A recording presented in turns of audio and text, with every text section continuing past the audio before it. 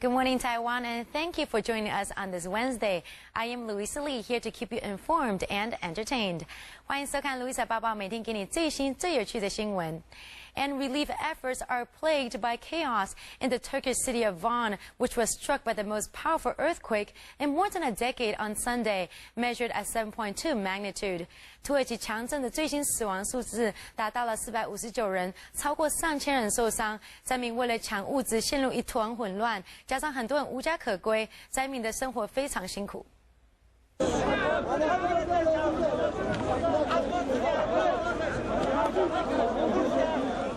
Quake victims are seen literally fighting for supplies to keep themselves warm under the cold weather, with police forced to step in to restore order and to keep the situation under control.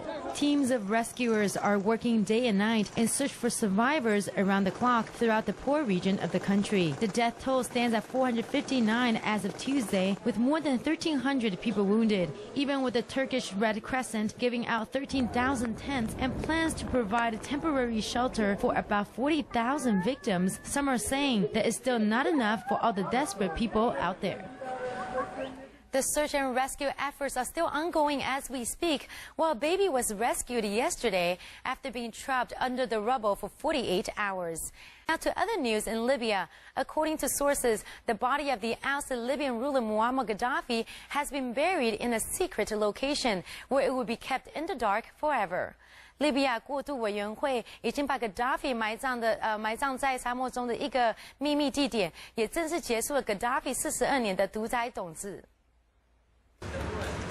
After a source in Libya's ruling interim council quoted by Al Jazeera says Muammar Gaddafi has been buried in a secret desert grave, residents of Tripoli react to the news. In my opinion, we acted in accordance to the fatwa of the Mufti of Libya, so I please this act. Few people seemed bothered by how Gaddafi was killed or why his corpse was displayed for so long in a Misrata cold store. They should have hanged him on the bridge on the way to the airport, not bury him. They should have hanged him on the bridge. What do you mean, why? He was the biggest tyrant in this country. Why? He was the biggest tyrant in the world. He was shameful. Speaking from Benghazi, the Libyan Minister of Information said it was no surprise Gaddafi was killed as soon as he was captured. He killed young men and described them as rats. He launched Grad missiles against them, aircraft bombed them and tanks shelled them. He killed their comrades, which resulted in 20,000 martyrs. He raped their women. What else do you think they would do to Gaddafi if he was captured at their hands? An NTC official told Reuters that there would be only 4 witnesses to Gaddafi's burial, who would swear on the Quran never to reveal the location, ensuring the anonymous plot cannot become a shrine to the deposed leader.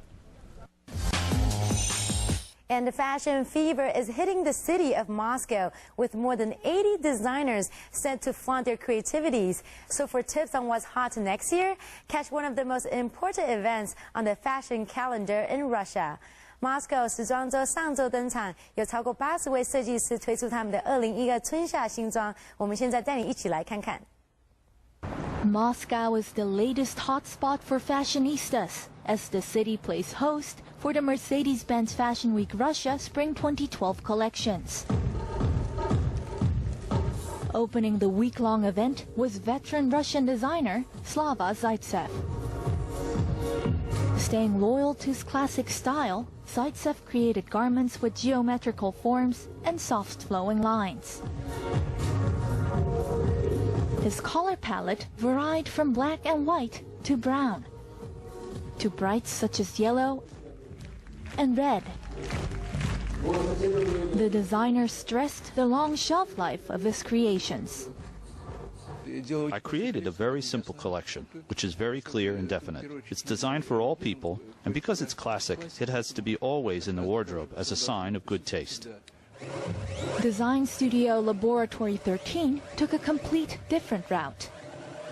The group, consisting mostly of Zaitsev students, presented a modern collection that experimented with lines, forms, and colors. Fashion fans seem to appreciate their creativity. All of them are very talented and I enjoyed it very much. More than 80 designers will boast their talents at Mercedes-Benz Fashion Week Russia that promises to showcase the finest of post-Soviet fashion. And now to movie news. We had a pretty good idea that the newest supernatural horror flick Paranormal Activity 3 was going to have some outstanding numbers in the box office. But we never imagined that the third film of the series, which serves as a prequel, would break records to become the highest opening for the franchise. Now with that said, let's follow Jennifer Zhang's report to find out how the little girls are managing to make people scream just in time for Halloween. And also, of course, a look at the other films that are trailing far behind. 万圣节到了，本周的北美票房也是由恐怖片《鬼入境3》登上冠军，而且票房高达5400万美金，非常的惊人。 I don't remember anything. Over the weekend, we saw a very strong release in the U.S. weekend box office, with Paranormal Activity 3 soaring to the top of the chart, breaking in a staggering ticket sale at $54 million. Set in 1988, the movie tells the story of two sisters from the first two films in their younger days. It is likely that the Halloween season has contributed to the low-budget fright film, which even surpassed its predecessor, Paranormal Activity 2's $40.7 million. Paranormal Activity 3 also broke the records for the biggest October opening ever and the best debut for a horror film. After leading for the past two weekends, Real Steel down to 31% to an estimated $11.3 million. The robot boxing movie's total ticket sale reached a remarkable $67.2 million. Dance movie Footloose took the third spot at $10.9 million, which is quite notable for a movie targeted at teenage audiences. Through 10 days in theaters, the remake has earned $30.9 million. The Three Musketeers debuted in fourth place with an estimated $8.8 million. Starred by Mila Jovovich and Orlando Bloom, the 3D movie revolves around the story of how the Musketeers unite together and defeat the villainous Duke, who wants to seize the French throne and engulf Europe in war. Number 5 through out number 8 were holdovers from previous weekends, including The Ides of March at $4.9 million, Dolphin Tale at $4.2 million, and Moneyball at around $4 million. Number 9 went to the spy spoof sequel Johnny English Reborn, which opened at merely $3.8 million, less than half of its previous installment, Johnny English, at $9.1 million. And in related news, the tale of the swashbuckling hero has brought together stars including Antonio Banderas, Salma Hayek, and Hangover actor Zach Galifianakis as they walk down the red carpet in Los Angeles to promote for their latest adventure flick, Puss in Boots. 邪猫剑客在 LA 首映，只是邪猫的任务不是要解救公主，而是要去寻找珍贵的宝藏。 Antonio Banderas and Salma Hayek brought some spice to the Puss in Boots premiere on Sunday in Los Angeles, with hundreds of screaming fans vying to catch a glimpse of the stars. Puss in Boots, made famous by Banderas in the Shrek film franchise, stepped into the spotlight with his very own film, joined by his sultry co-star Kitty Softpaws, played by Hayek. In this film, Puss finds himself in partnership with his nemesis, Humpty Dumpty, who's voiced by Zach Galifianakis. The best part is the possibility of working with somebody that I admire, I respect, and I love. And he's so talented. It was great being able to improvise together. It was such a privilege. Hangover star Galifianakis and actor Billy Bob Thornton joined Banderas and Hayek as they signed autographs and posed with life-size Puss and Kitty on the red carpet.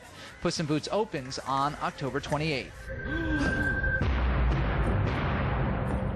Wallet, please. What are you doing here, senor? Did you lose your ball of yarn?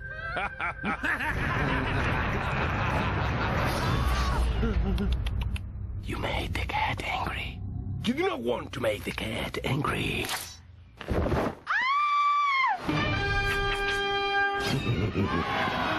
I protect the innocent. I am Puss in Boots.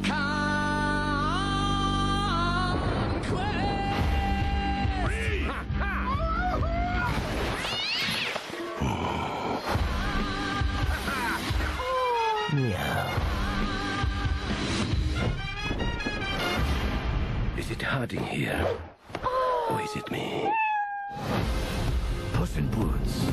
Legend tales of an ancient treasure, hidden for centuries and guarded by giants in a castle in the sky. Holy frijoles. Whoever finds this treasure will be given riches beyond imagination. Show him the golden eggs. No! Please, you have shown enough. Do not worry, I will protect you. Protect me? And who's gonna protect you? Is it true a cat always lands on its feet? No! That is just a rumor spread by dogs! Fear me if you dare. I hate cats. That's not what your mama said. Oh. Puss in Boots! My thirst for adventure will never be quenched.